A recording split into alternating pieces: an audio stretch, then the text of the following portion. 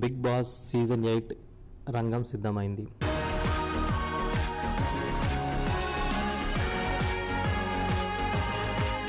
చాలామంది సెలబ్రిటీలు big boss నుంచి కాల్ వస్తే చాలు కట్ చేసి పారేస్తున్నారట. మొన్న ఓ సెలబ్రిటీని ఏవండి బిగ్ బాస్కి వెళ్తున్నారట కదా నిజమేనా అని మాట కలిపితే ఊరుకోండి బుద్ధి ఉన్నవాడు ఎవడైనా బిగ్ బాస్కి వెళ్తారా అని అనేశాడు. అదేంటండి బాబు అంత పెద్ద మాట అనేశారు అంటే అవునండి నేను నా భార్య పిల్లలతో హ్యాపీగా బతుకుతున్నాను.